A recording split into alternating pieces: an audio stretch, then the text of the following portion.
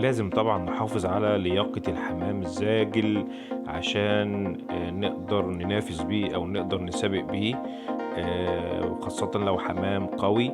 فلازم نحافظ على لياقته عن طريق التدريب أو عن طريق الطيران يوميا بشكل مستمر، عشان خاطر نقدر نكون فريق عمل محترم ونقدر ننافس بيه وندخل بطولات وسباقات، ويبقى فرد الحمام واخد فورمة كويسة وجاهز معانا للسبق أو للتدريب.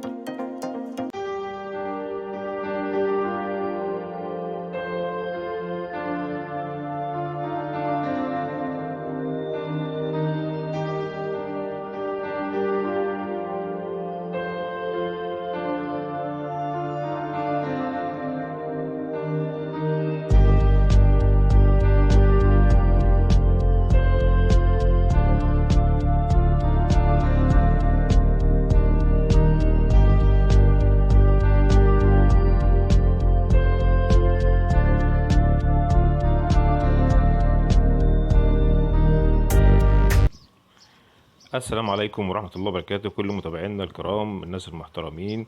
أهلا بيكم جميعا في فيديو جديد وفيديو مهم. إن شاء الله الكل يستفيد في هذا الفيديو أو في هذه الحلقة. إن شاء الله هنتكلم النهاردة. الفيديو هيكون بعنوان إزاي تنش حمام زاجل أو إزاي تطير الحمام الزاجل.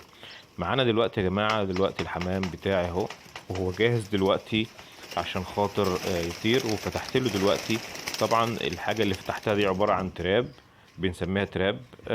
بنعملها كده بفتحة، بفتحات من فوق 10 سنتي بحيث ان الحمام يحبس منها، وبنعمل لها باب في الجنب اللي احنا طيرنا منه ده. دلوقتي الحمام طلع اهو. طبعا الحمام ده طبعا واخد ان هو بيطير كل يوم، واخد ان هو بيطير يوميا. وطبعا اللياقة بتاعته لياقته البدنية عالية، جناحه وعضله كويس. الحمام وزنه مش تقيل، وزنه خفيف، فبالتالي بيطير معايا بكل سهولة زي ما انتم شايفين، لان هو متدرب على كده. طبعا عشان نبتدي ان احنا نطير الحمام بشكل صحيح والحمام ما يركنش مننا او ما يعملش مننا ما يعملش اي مشاكل في الطيران، يبقى لازم احنا ندرب الحمام كويس. هندرب الحمام كويس ازاي؟ دلوقتي احنا فتحنا للحمام، دلوقتي احنا محتاجين في العشة بتاعتنا او في اللوفت بتاعنا محتاجين ايه؟ محتاجين حاجة زي اللي احنا شفناها دلوقتي، اللي احنا فتحنا الباب والحمام طار منها، دي اسمها تراب. حاجة بسيطة جدا ممكن تعملها في البيت، مش هتكلفك حاجة، بحيث ان الحمام يخرج ويطلع منها. تمام. دلوقتي الحمام اهو طار وبيبتدي يبعد واحدة واحدة. وطالما يا جماعة الحمام بيبتدي يبعد، هو بياخد نص دايرة، بيبتدي بياخد شمال ويمين نص دايرة، شمال وبعدين نص دايرة يمين، ويبتدي يبعد. النص دايرة دي بتروح رميها حوالي مثلا 50 متر قدام. بيفضل على هذا المنوال زي ما انتم شايفين، بيبتدي يبعد واحدة واحدة. طبعا متمكن، الحمام قوي.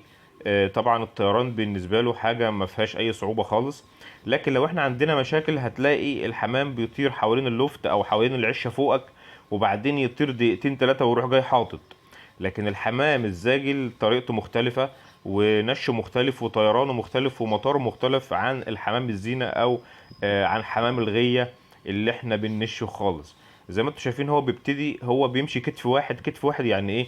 كتف واحد يعني هو ماسك في بعضه، القطيع كله ماسك في بعضه طاير زي ما انتم شايفين كده. وبيبتدي يبعد مع بعضه، مش بيسيب بعضه خالص، هو مش بيسيب بعضه خالص، بيبتدي يبعد واحدة واحدة. ممكن يمشي 2 3 4 5 كيلو على حسب ما هو عاوز يطير، ويرجع لك تاني. تمام.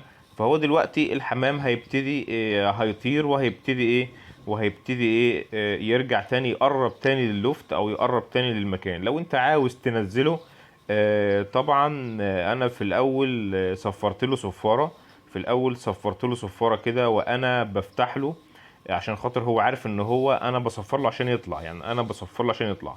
وممكن تعوده على صوت تاني لما يقرب منك، او تحس ان هو قرب عليك، في صفارة تانية او في صوت تاني ممكن تعوده عليه، على حسب تدريبك بقى ليه من وهو صغير، او من وهو لسه الزغلول بيتعود على الصوت ده لحد ما يكبر. الصوت التاني ده ممكن لما يقرب منك تبتدي تعمل له الصوت، بحيث ان انت بتقول له تعالى حط انزل. احبس عشان خاطر انا ايه هحط لك اكل. فهيبتدي يقرب ايه، هيبتدي يحط وينزل معاك ويحبس من التراب اللي احنا طيرناه منه. وبكل سهولة هتقدر تعمل كنترول عليه. الم... ال... ال... ال... الحاجة المهمة اللي أنا عاوز أضيفها، النقطة المهمة، المعلومة المهمة جدا، لازم نطير الحمام في الفترة الصباحية اللي هي من 6:30 كده لحد 8، من 6:30 ل8. الحمام بيبقى في عز لياقته البدنية، وطبعا بيطير كويس جدا معانا في الفترة دي، لأن الجو بيكون مناسب جدا سواء صيف سواء شتاء. لازم نطيره في الفترة اللي هي الصباحية دي، أفضل فترة نطير فيها الحمام.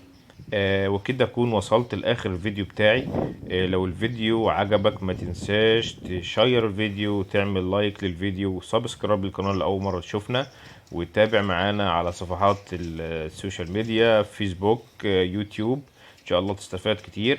وكده زي ما انتم شايفين الحمام قرب مني خالص اهو. هبتدي اصفر له بقى دلوقتي لما يقرب مني شوية، هقول له انزل عشان تاكل او احط لك كلفة. ابتدى ينزل معايا اهو، هيحبس، هيسمع الكلام. هو تعليمات، انت زي ما بتدربه من وهو صغير هو بيستجيب معاك. هي استراتيجية ولازم تنفذها كويس.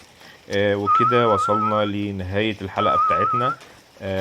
ان شاء الله اشوفكم الفيديو القادم في فيديو جديد وموضوع مهم، موضوع مختلف. ولو عجبك الفيديو شيره وتابع معانا تستفاد كتير. كان معكم إبراهيم زيادة من قناة طبيب الطيور، وإلى اللقاء.